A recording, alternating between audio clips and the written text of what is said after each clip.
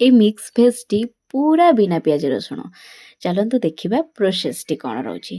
Hello everyone, welcome to my YouTube channel food recipe.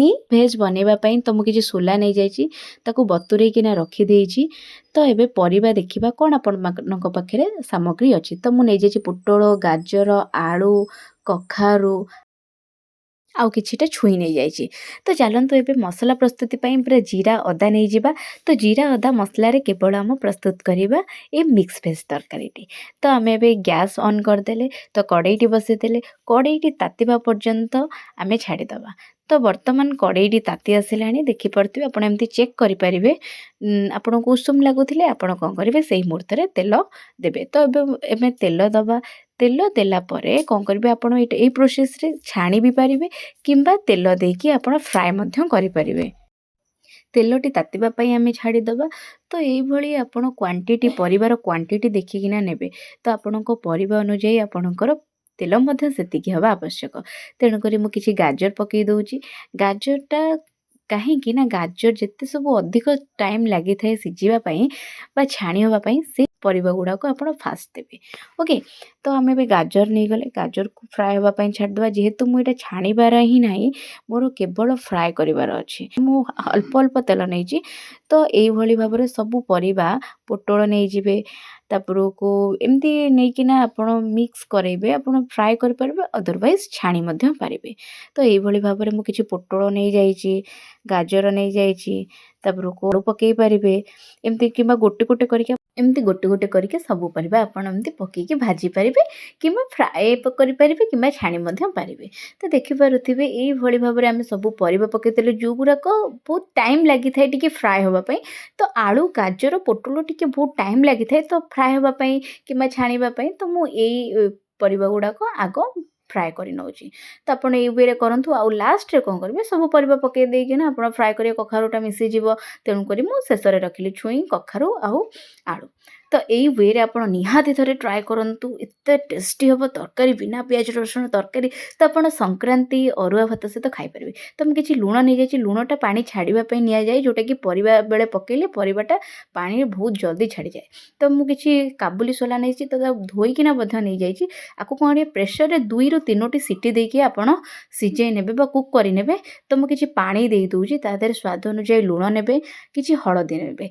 तो एमती सिझेबा पाई ताकू आपण बेसी टाइम भी सीटी दबा दरकार नहीं। आपण 2 ରୁ 3ଟି सीटी देदेबे से आराम से हो जिवो। तो मु बहुत सिझे नेली। तो सेही टाइम भीतर आमे जो फ्राए करथले ताकू आमे चेक करदबा। देखंतु हेई नाही। तो एई टाइम रे आपण एमती हल्का हल्का गोलौथिबे, देखुथिबे, चेक करुथिबे हेलाणी ना नाही। तो आपण टिके घोड़ेइबे, टिके ऑन करिवे। तो देखि पड़थिबे हेई गलन टिके लागी जाइछि। बस आपण आठ टिके हल्का फ्राए करिवे। बेसी टाइम आप फ्राए करेंगे ना, बेसी लाल भी करेंगे ना। तो ये गलानी मोर पूरापूरी 70% पूरा कुक हो गला। तो देखिपे पूरा हो गला। तो आम ए काढ़ी नवा एमती मुझे आसली काढ़िकिना। तो एबे आपको कौन करवा। तो आम जो कड़ईटे नहीं तो से कड़ई आम कि तेल दबा। तेल देदेले। तो ये तेल देला परे किछि चीनी नहीं जाबा। चीनीटा केवल कलर आसीथिबा बढ़िया लगे। आ कारामलाइज हवा पर्यंत आम एमती गोटा मसला देदबा। तो किछि लाल आसीगला पर आप गोटा मसला देवे। मु आगुरी नहीं जाइए आप जहाँ भी गोटा मसला अच्छी। तो आप तेजपत्र, गुजुराती, दालचीनी, गोलमरिच, लवंग जहाँ अच्छे आप पाखे गोटा मसला आप पारे। तो देखिपे टिके हल्का हल्का रेड हाँपाई आसला। एमती चीनी आगुरी टिके हल्का देकिना लाल कले से ग्रेवीनेस सहित तरकारी मस्त आसे। तो देखिपे आम जो अदा जीरा बाटिकी रखी थी। तो आबे से अदा जीरा को आम बर्तमान देदेले।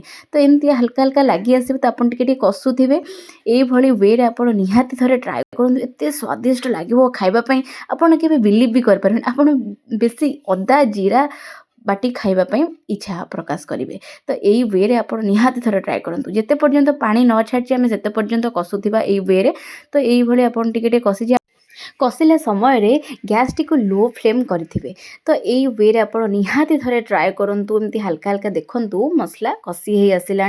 तो ये आम लंका गुंड पकईदबा। लंका गुंड पकईवा द्वारा कलर बढ़िया आसी थाए तरकारी तो ग्रेवीनेस बढ़िया देखा जाए।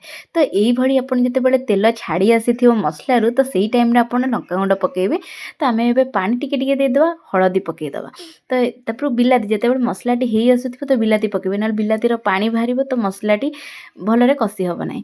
तो देखिपे यही कषिबे। तो आपण जदि टमाटो केचप थी तो आप पकई पारे माने मस्त लगे तरकारी टेस्ट ही ये थाए मस्त तरकारी लगे। तो आपड़ यही करूँ निहाती भाव में घरे थे ट्राए करूँ संक्रांति सोमवार निहाती करूँ अरुआ सहित खातु बढ़िया लगे अरुआ उषुना आप टेस्टी हम बिलीव कर यार गोटे टेस्ट मसलाटी हूँ करी पाउडर। यही मसलार करी पाउडर देले एत स्वादिष्ट आसी थाए तरकारी बास्नार आप खाଇବା खाईदेवे। तो देखिपे आम पकईदे करी पाउडर।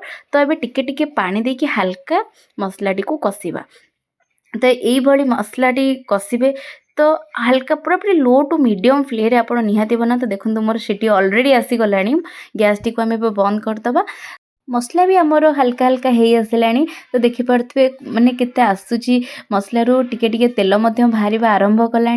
तो एबे कौन करवा लुण पकईदबा हल्का आप स्वाद अनुजाई लुण पकेबे। जेहेतु आम से सोला सिझेला बेले लुण पकईचे तो आप देखिकी स्वाद अनुजाई लुण पकेबे। तो देखिपे एबे आम मसला सहित किछि परिबा जो वेजिटेबल्स नहीं फ्राए करिके तो आम से वेजिटेबल को पकईदबा ताको कषिबा बढ़िया भाव में। कहीं मसला सहित जो वेजिटेबल पकई ताको कषिले तार स्मेल तार बास्ना मस्त आसी थाए। तरकारीटा कषा बढ़िया आस। आप चाहिए या रुटी पूरी सहित खाई पारिबे यही वे ना आप टिके हल्का पानी रखिकी तरकारी करके खाई पारिबे। तो देखिपे केते सुंदर होती जी देखा जाऊँ मस्त खाइबाटा बढ़िया टेस्ट आप निहाती थे करके खातु। तो देखिपे मोर सीझी जाइए ऑलरेडी दुईटी सीटी मोर सीझी जाइए काबुली सोला। तो आम ए बाहर करके नहीं आसीचे देखिपे पूरा सीझी जाइए। तो आप बेसी भी फिटेबा दरकार नहीं। आमर आउ गोटे कुक करवा जिते बड़े तरकारी घरिया कषि सारे तो आम आउ गोटे कुक छाड़ीदे गोटे सीटी मारियापी। तो आम ए से सोला को मसला सहित बढ़िया से कषिबा। तो देखिपे यही भाव में निहाती घरे ट्राए करूँ करके खातु आ मते कमेंट रे जणातु केमती थिला ए रेसिपीटी। जदि भी भिडियोटी आपको भल लगी तो लाइक शेयर सब्सक्राइब करने बिल्कुल भी भूलें। तो देखु आम ए बढ़िया भाव में कषिदेले यही वे आप निहाती थे ट्राए करूँ बनइबा। तो आम ए जेहेतु कुक छाड़ीदे प्रेसर रे गोटे सीटी आसवा पर्यंत छाड़ीदे कि कस्तूरी मेथी पकेले ता फ्लेवर आहरी दुई गुणित करें। तो आम ए मो पाखे बिरियानी मसला जो आपण मैंने थिले पकई पारे ना स्किप भी करें। देखिपे तरकारी केते सुंदर देखा जाउची। तो आपको गोटे सीटी पाई आम छाड़ीदबा प्रेसर कुकर रे। तो देखंतु हो गलानी तरकारी आमर ये तरकारी आप अरुआ सहित निहाती बनै खातु संक्रांति कौन से पूजा पर्व में देखिपे। तो जदि ये वीडियोटी आपको पसंद लाइक शेयर सब्सक्राइब करने बिल्कुल भी भूलिए नहीं।